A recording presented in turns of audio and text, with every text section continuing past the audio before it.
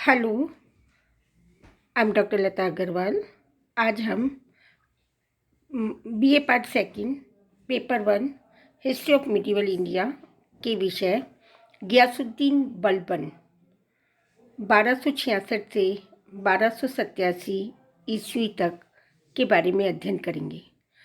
बच्चों, इसके मुख्यतः 3 प्रश्न आते हैं। एक तो बलबन का राज्यत्व सिद्धांत क्या था, बलबन की उत्तर पश्चिमी सीमांत नीति क्या थी और बलबन की विजय या उसकी उपलब्धियों के बारे में बताइए। और एक छोटा क्वेश्चन आता है कि पाइबोस और सजदा किसने प्रारंभ किया। ये बहुत ही छोटा सा 4 नंबर का या 2 नंबर का क्वेश्चन आता है, जो कि it was introduce by the Ghiyasuddin Balban. पाइबोस means kissing the sultan feet to acknowledge his power. This is not to be mixed with the sajda, which means bowing of the head. The origin of paibos is from Persian, Irani, where a subject had to prostrate in front of a king and kiss his feet. In India, it was introduced by Ghiyasuddin Balban, who believed in divine kingship. He considered himself as the deputy of God on earth. His court was organized on the pattern of the Persian royal court.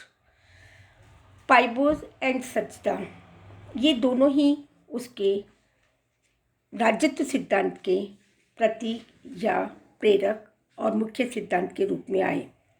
Balban जो गुलाम वंश का नवा Mamluk वंश का शासक था और उसके समक्ष जो समस्याएं थी वो मूलतः 40 गुलामों का दल जो अपनी सुरक्षा के लिए शमसुद्दीन इल्तुतमिश ने बनाया था, वह एक षड्यंत्रकारियों का दल बन गया और उस दल को तोड़ना या उस दल को समाप्त करना उसका प्रमुख उसके लिए समक्ष समस्या थी।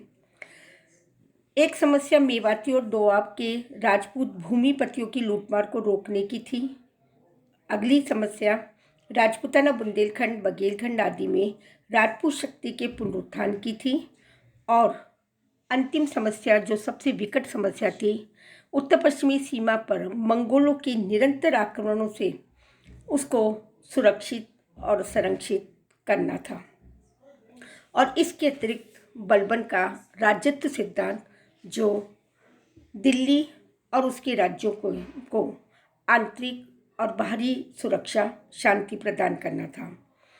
इसके राज्यत्व सिद्धांत के अंतर्गत वह स्वयं कहा करता था, सुल्तान ईश्वर का प्रतिनिधि है, उसके पास असीमित अधिकार है, सुल्तान को गौरवमय होना चाहिए, उसको अपने कर्तव्यों के प्रति हमेशा सजग रहना चाहिए, ज़रूरत पड़ने पर रक्त और लौह की नीति का अनुपालना करनी चाहिए, सांस्कृतिक उन्नति को प्रोत्साहन देना चाहिए, निष्पक्ष न्याय प्रदान करना चाहिए, खुफिया प्रणाली या संगठन को त्वरित और शार्प बनाना चाहिए, काफिरों का उन्मूलन और धर्म का प्रसार करना चाहिए, राजनीति को धर्म से अलग रखना चाहिए, स्वयं के चरित्र को शुद्ध रखना चाहिए, जन कल्याण के लिए हमेशा प्रयत्नशील रहना चाहिए, उच्च वंशीय लोगों को ही प्रशासन के महत्वपूर्ण पदों पर नियुक्त किया जाना चाहिए तथा दरबार में दरबारियों को अनुशासन में, यहाँ तक कि उसने एक ड्रेस कोड भी निर्धारित किया और इस प्रकार उसने अपने राज्यत्व के सिद्धांत को लागू किया और अपनी उपलब्धियों को प्राप्ति के लिए सेना का पुनर्गठन किया, केंद्रीय शासन को सुदृढ़ किया, खुफिया एजेंसी या खुफिया संगठन, खुफिया ग्रुप को, समूह को प्रशिक्षित किया, न्याय व्यवस्था को उन्नत बनाया, गुप्तचर व्यवस्था के साथ साथ उसने अपने विजयी राज्यों के अंतर्गत सुरक्षा प्रदान की, राज्य की वित्तीय व्यवस्था को उन्नत बनाया, तुर्क अमीरों का दमन किया, उपद्रवकारी तत्वों का दमन किया, बंगाल की समस्या को सुलझाया। सबसे महत्वपूर्ण जो प्रश्न आता है वह है मंगोल संकट और सीमांत नीति। हमने इल्तुतमिश के समय में भी पढ़ा कि जमालुद्दीन के समय चंगेज खान ने भी भारत में आने का प्रयास किया, पर इल्तुतमिश की रणनीति कूटनीतिज्ञता के कारण भारत की सीमा संरक्षित रह सकी। इस प्रकार उसने जिन मार्गों से मंगोल आक्रमणकारी आते थे उस पर नए दुर्ग बनवाए, शक्तिशाली सैनिक चौकियां कायम की। भटिंडा, सिरसा, अबोहर, भटनेर आदि दुर्गों का निर्माण इसलिए करवाया गया। सीमांत सुरक्षा का दायित्व योग्य व विश्वसनीय व्यक्तियों को, सैनिक और सेनापतियों को सौंपा गया। उसने अपने चचेरे भाई शेर खां को यह दायित्व सौंपा और उसका मंगोलों से आतंक पैदा हो गया। उसके दोनों पुत्र मोहम्मद खां और बुगरा खां ने मंगोलों से उत्तर पश्चिमी सीमा को सुरक्षा प्रदान की। पुराने दुर्गों की मरम्मत करवाई गई।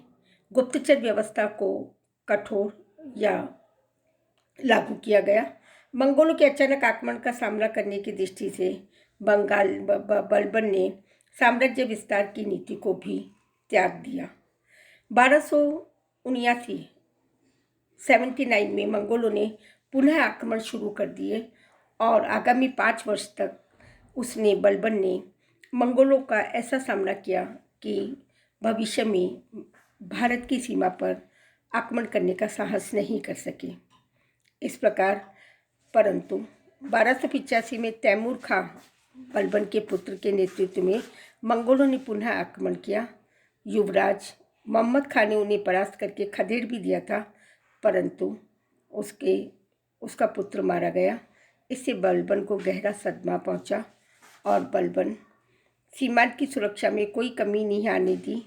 अपने मृत युवराज के पुत्र खुसरो को उसके पिता के स्थान पर पुनः नियुक्त किया। इस दुख के कारण बलबन इसे सहन नहीं कर पाया और वह भी मृत्यु को प्राप्त हो गया। इस प्रकार हम देखते हैं जिस गुलाम वंश को कुतुबुद्दीन ऐबक ने स्थापित किया, बलबन ने उसको उच्च स्थान पर या भारत में सल्तनत साम्राज्य को पहुंचाया और उसको यहाँ पर स्थायी रूप से स्थापित किया। धन्यवाद।